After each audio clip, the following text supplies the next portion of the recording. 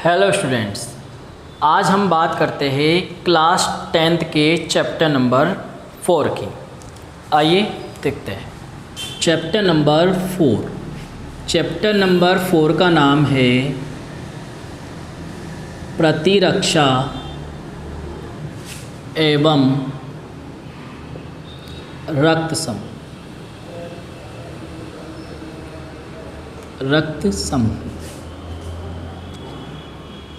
ये chapter number है हमारा 4। मैं लिख देता हूँ ऊपर चैप्टर नंबर 4। और चैप्टर नंबर जो 4 है इसके हम अगर हम अंक भार की बात करें तो देखिए इसका अंक भार क्या होगा। अंक भार जो इसका है यहाँ लिख देता हूँ मैं,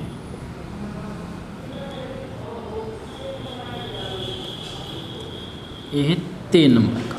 ये 3 नंबर का लेसन है भाई। और इस लेसन की एक ख़ास बात क्या है कि इस लेसन से जो क्वेश्चन आते हैं वो 3 क्वेश्चन आते हैं एक नंबर के। छोटे छोटे अति लघुत्रात्मक प्रकार के क्वेश्चन यहाँ पर आने वाले हैं आपके इस लेसन से। तो आसान लेसन है, मार्क्स कैरी करने के लिए भी ये आसान है कि 3 नंबर के 3 क्वेश्चन हमारे यहाँ आने वाले हैं। तो 3 क्वेश्चन आएंगे 1+1+1। ये 3 क्वेश्चन आएंगे एक नंबर के इस लेसन से। अब देखिए इस लेसन में हम 2 चीज़ों की बात करेंगे। एक हम बात करेंगे प्रतिरक्षा के बारे में और दूसरा हम बात करेंगे रक्त समूह, वंशागति, रक्त समूह की, इन सब के बारे में। तो हमको सबसे पहले जो पढ़ना है ना वो किसके बारे में पढ़ना है? प्रतिरक्षा के बारे में। प्रतिरक्षा के बारे में। प्रतिरक्षा को हम इम्यूनिटी नाम से भी जानते हैं। प्रतिरक्षा का दूसरा नाम है इम्यूनिटी। अब देखिए प्रतिरक्षा वास्तव में होती क्या है? प्रतिरक्षा होती है हमारे शरीर की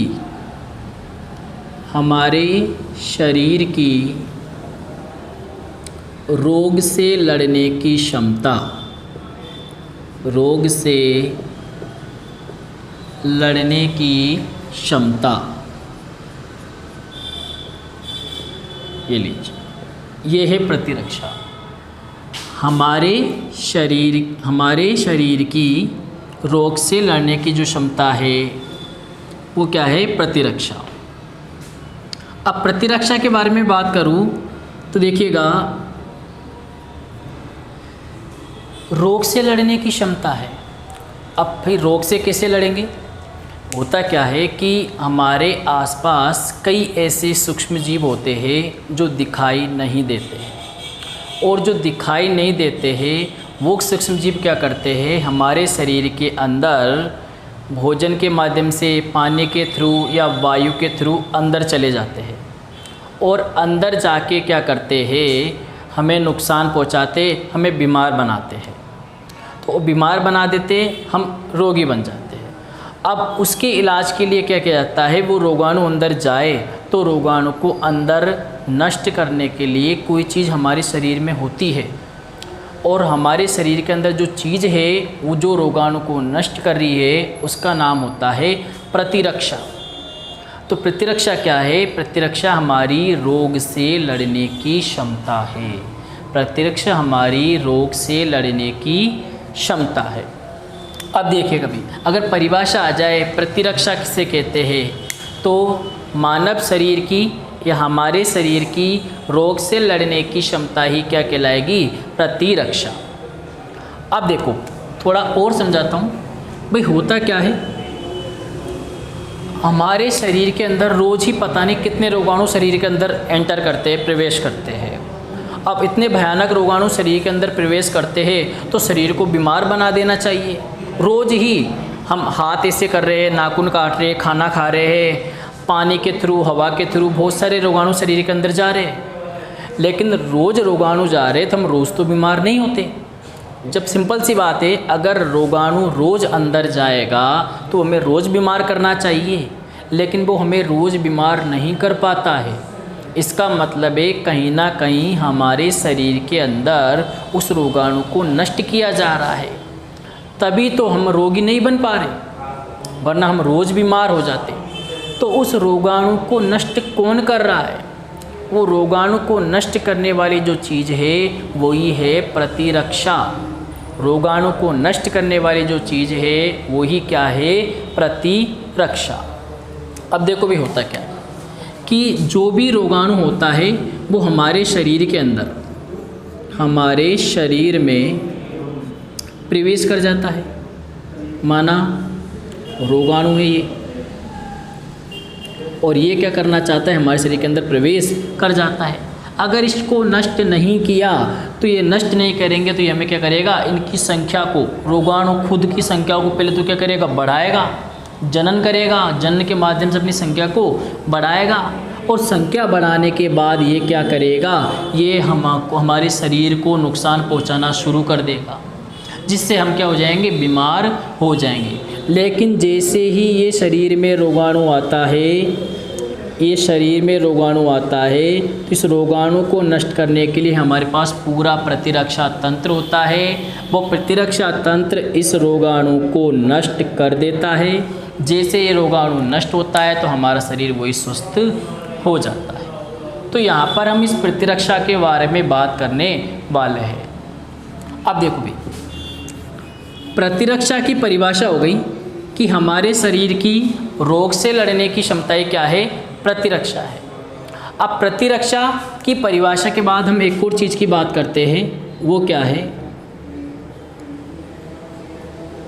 प्रतिरक्षा विज्ञान। प्रतिरक्षा विज्ञान। अब ये प्रतिरक्षा विज्ञान क्या है, इसके बारे में बात करते हैं। देखो, हमारे विज्ञान में बहुत सारी शाखाएं होती हैं। मेनली हम बात करें बायोलॉजी की, तो बायोलॉजी में बहुत सारी शाखा होती है।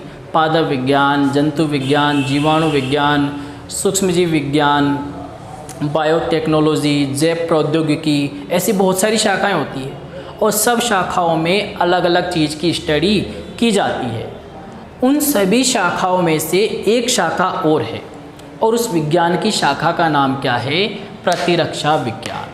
इस शाखा का नाम क्या है? प्रतिरक्षा विज्ञान। और ये प्रतिरक्षा विज्ञान क्या है? इसमें किसकी स्टडी करते हैं, देखते हैं। प्रतिरक्षी विज्ञान विज्ञान की ऐसी शाखा है जिसमें रोग को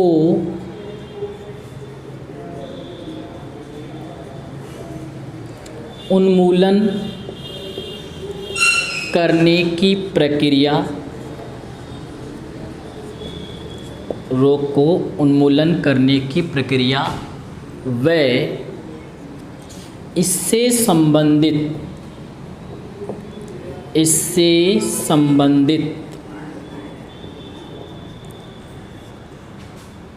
संबंधित तंत्र का अध्ययन करते हैं।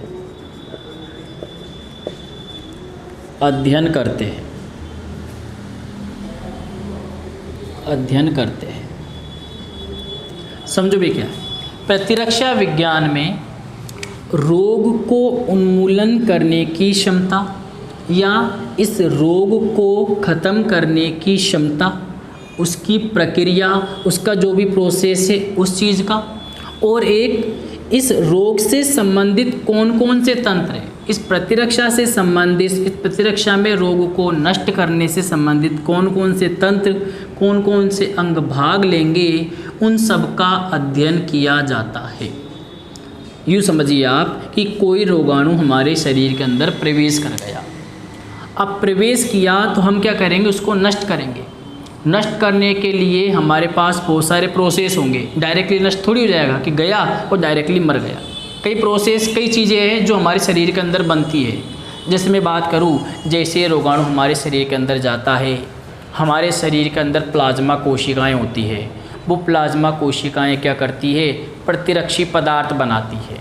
ये प्लाज्मा कोशिका क्या है, प्रतिरक्षी पदार्थ क्या है, आगे की क्लास में हम समझेंगे।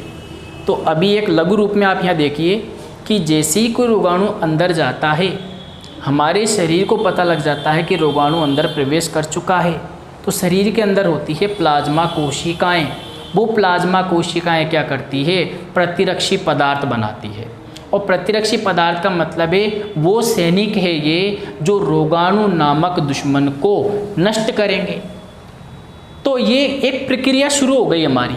किसके लिए प्रक्रिया शुरू हो गई? रोग के उन्मूलन के लिए, रोगाणु के उन्मूलन के लिए, रोगाणु को नष्ट करने के लिए। तो नंबर 1, रोगाणु को नष्ट करने के लिए, रोग को ख़त्म करने के लिए होने वाली प्रक्रिया, और उस रोगाणु को नष्ट करने के लिए, उस रोग को ख़त्म करने के लिए जिन अंगों की, जिन तंत्रों की आवश्यकता होती है, या जो अंग जो तंत्र काम करते हैं, उन अंग और तंत्रों को, उन संबंधित तंत्रों को, और इस प्रक्रिया को ही हम क्या कहते हैं? प्रतिरक्षा विज्ञान। सिंपल सी बात में प्रतिरक्षा विज्ञान क्या है? रोगाणु को नष्ट करने से संबंधित जितनी भी क्रिया हैं वो, और रोगाणु को नष्ट करने के लिए जो तंत्र काम कर रहे हैं वो, उन सबको ही संयुक्त रूप से क्या कहते हैं? प्रतिरक्षा विज्ञान कहते हैं। क्लियर है? चलिए आइए इसके बाद हम बात करते, देखिए प्रतिरक्षा के प्रकार की। नंबर 3 पर हम जो बात कर रहे हैं वो है प्रतिरक्षा के प्रकार। प्रतिरक्षा के प्रकार, ले लीजिए। अब सबसे पहले हमने बात की थी प्रतिरक्षा की परिभाषा की, फिर नंबर 2 पे बात की थी हमने प्रतिरक्षा विज्ञान की। अब हम बात करेंगे प्रतिरक्षा के प्रकार के बारे में, कि प्रतिरक्षा के जो प्रकार होते हैं वो 2 होते हैं। 2 प्रतिरक्षा के प्रकार कौन से हैं? देखिए, पहला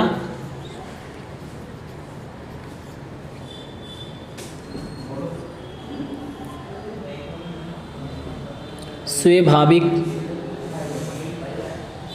प्रतिरक्षा, और एक और है उपार्जित प्रतिरक्षा।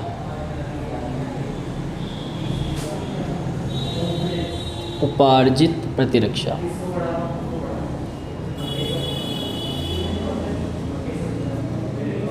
उपार्जित प्रतिरक्षा 2 प्रतिरक्षा है।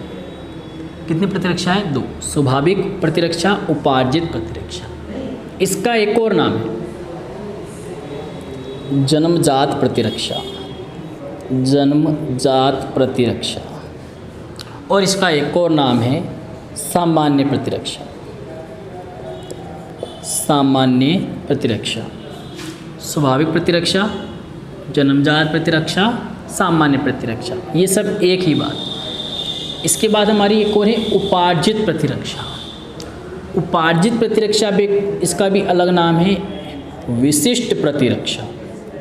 इसका एक और नाम है विशिष्ट प्रतिरक्षा, विशिष्ट प्रतिरक्षा। तो देखिएगा, प्रतिरक्षा के 2 प्रकार होते हैं। प्रतिरक्षा के 2 प्रकार होते हैं। एक प्रतिरक्षा का नाम क्या है? स्वाभाविक प्रतिरक्षा, और एक प्रतिरक्षा का नाम क्या है? उपार्जित प्रतिरक्षा। ये मैंने के अन्य नाम भी लिखे हैं। मैं मानो आपकी परिभाषा आई, स्वाभाविक प्रतिरक्षा किसे कहते हैं? जरूरी नहीं वो स्वाभाविक नाम से आए। जन्मजात प्रतिरक्षा किसे कहते हैं, या सामान्य प्रतिरक्षा किसे कहते हैं, ऐसे भी आ सकता है। उपार्जित प्रतिरक्षा नंबर 2 पे जिसकी स्टडी करेंगे वो है उपार्जित प्रतिरक्षा, और इसका एक और नाम है विशिष्ट प्रतिरक्षा। तो ये क्या है, इनके बारे में चर्चा करनी है। पहले देखिए, प्रतिरक्षा क्या है? हमारे शरीर की रोग से लड़ने की क्षमता। फिर हमने बात की प्रतिरक्षा के प्रकार। प्रतिरक्षा के प्रकार 2 प्रकार है प्रतिरक्षा के, स्वाभाविक प्रतिरक्षा या जन्मजात प्रतिरक्षा या सामान्य प्रतिरक्षा। और फिर इधर बात की हमने उपार्जित प्रतिरक्षा या विशिष्ट प्रतिरक्षा, उपार्जित प्रतिरक्षा या विशिष्ट प्रतिरक्षा। अब हम बात करते हैं, एक बार हम जन्मजात प्रतिरक्षा के बारे में बात करेंगे, एक बार हम उपार्जित प्रतिरक्षा के बारे में बात करेंगे। तो देखिए, आइए चर्चा करते हैं।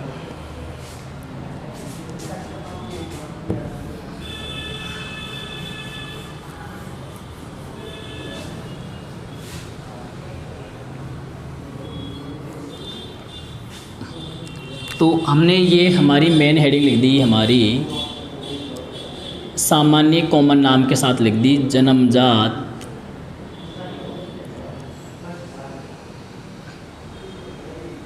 प्रतिरक्षा। जन्मजात प्रतिरक्षा। क्लियर? अब ये क्या होती है जन्मजात प्रतिरक्षा, समझिए।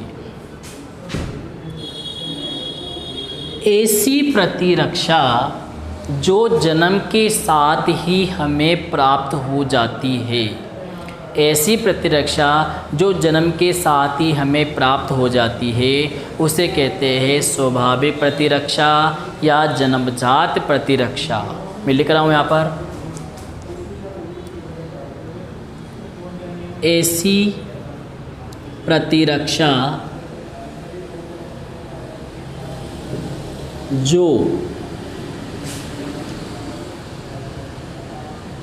जन्म के साथ ही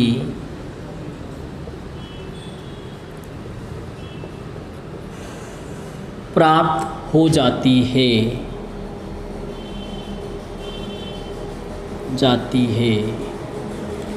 जन्मजात प्रतिरक्षा कहलाती है।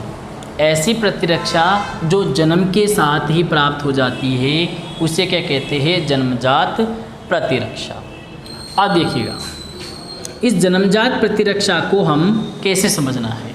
फिर जन्मजात प्रतिरक्षा में क्या होते हैं, कुछ अवरोधक होते हैं। जन्मजात प्रतिरक्षा में कुछ अवरोधक होते हैं, मैं लिख देता हूँ यहाँ पर,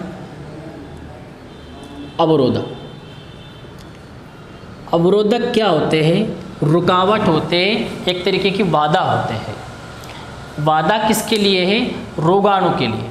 इस शरीर में कौन प्रवेश करना चाहता है, रोगाणु। और रोगाणु शरीर में प्रवेश करना चाहता है और हम चाहते हैं कि रोगाणु प्रवेश ना करे, तो हम क्या करेंगे, अवरोध करेंगे, अवरोधक लगा देंगे, बीच बीच में बैरिकेड लगा देंगे, जिससे रोगाणु को प्रवेश करने में दिक्कत हो या रोगाणु प्रवेश ही नहीं कर पाए। तो रोगाणु को रोकने के लिए जो हम अवरोधक बनाए जाते हैं वो कैसे काम करते हैं, वो कौन कौन से होते हैं वो देखते हैं। भाई अवरोधक जो होते हैं ना, यहाँ पर बहुत सारे हैं। जैसे आप यूँ समझो, एक नॉर्मल एग्जांपल दे रहा हूँ, त्वचा है हमारी। ये त्वचा एक महत्वपूर्ण अवरोधक है हमारे लिए। कैसे, हमारे पूरे ही शरीर में त्वचा है, पूरा शरीर त्वचा से ढका हुआ है। त्वचा के अंदर मांस है, जो भी हमारे तंत्र वगैरह है सब अंदर है। अब देखो, आपको पता है कि हमारे वातावरण में चारों ओर वातावरण में रोगाणु ही रोगाणु है। रोगाणु अभी मैं देखिए, इस डस्टर में रोगाणु हो सकते हैं, मार्कर के पास हो सकते हैं, ठीक है, हाथों में हो सकते हैं, नाखून में हो सकते हैं, कहीं भी हो सकते हैं। तो ये रोगाणु क्या होते हैं, जबकि हम हाथ से खाना खाते हैं तो उस हाथ के आसपास भी रोगाणु होते हैं, तो वो भी अंदर जा सकते हैं। तो रोगाणु हमारे शरीर के आसपास है, हमारे शरीर से टकरा रहे हैं, हमारे शरीर से चिपक रहे हैं। तो अगर ये रोगाणु अंदर प्रवेश कर जाते, ये रोगाणु जो है अंदर प्रवेश कर जाते, अगर त्वचा ना होती तो सोचो, अगर त्वचा ना होती तो रोगाणु शरीर के अंदर प्रवेश कर जाता। आप ये समझिए, कई बार चोट लग जाती है, तो चोट लग जाने पर एक जगह घाव हो जाता है। जैसे हम डॉक्टर के पास जाते हैं तो डॉक्टर क्या करता है, उस घाव पर या तो स्प्रिट लगाता है या डिटॉल लगाता है। जलन लगती है उसे थोड़ी देर के लिए। वो क्यों लगाता है, वो इसलिए लगाता है क्योंकि इस घाव के आसपास कोई रोगाणु है, कोई अंदर जाने की कोशिश कर रहा है, इधर चिपका हुआ है, तो वो रोगाणु क्या हो जाए, नष्ट हो जाए और अंदर प्रवेश न कर पाए। अब सोचो आप, इतना सा घाव हुआ, छोटा सा शरीर पर घाव हुआ और इससे ही रोगाणु शरीर के अंदर प्रवेश करने लगे। घाव का मतलब है कि आपकी उस जगह की त्वचा हट गई, तो उस जगह की त्वचा हट गई तो रोगाणु को तो रास्ता मिल गया ना भाई। रोगाणु को रास्ता मिल गया, किसका रास्ता मिल गया, शरीर के अंदर जाने का रास्ता मिल गया।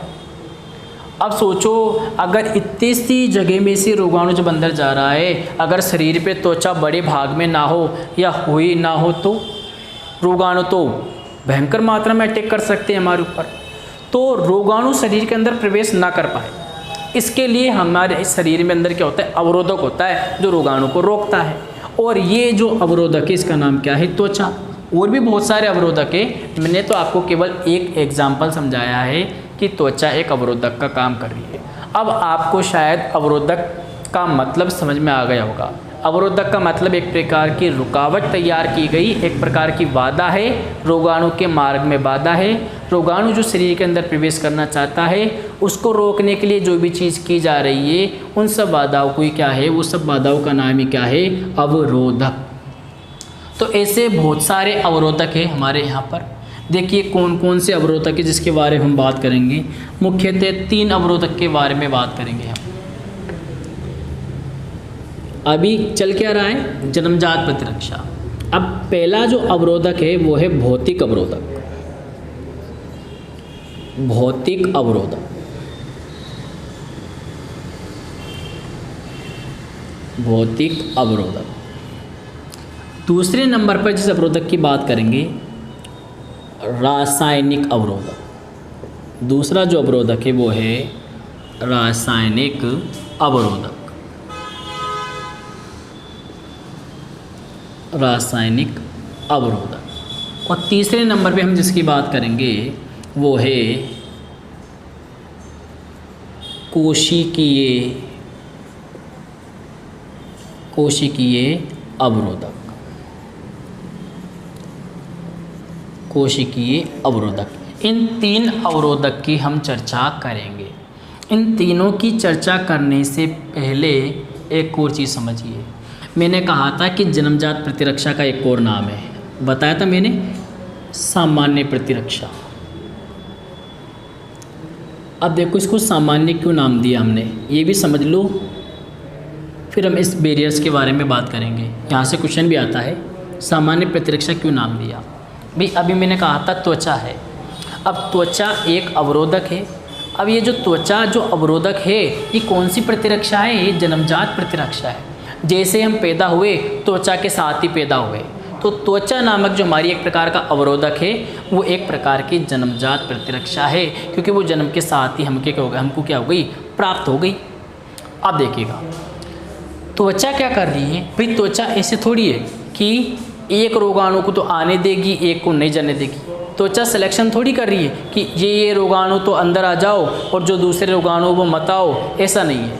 चाहे दुनिया का कोई सा भी रोगाणु, त्वचा का तो एक ही काम है, सब रोगाणु को रोकना है। मतलब वो सबके साथ समान व्यवहार कर रही है। कोई रोगाणु उसके लिए प्रिय नहीं है कि जिसको वो अंदर आने दे, सबके साथ सामान्य व्यवहार कर रही है ना। मतलब त्वचा सभी रोगाणु के साथ सामान्य व्यवहार करती है।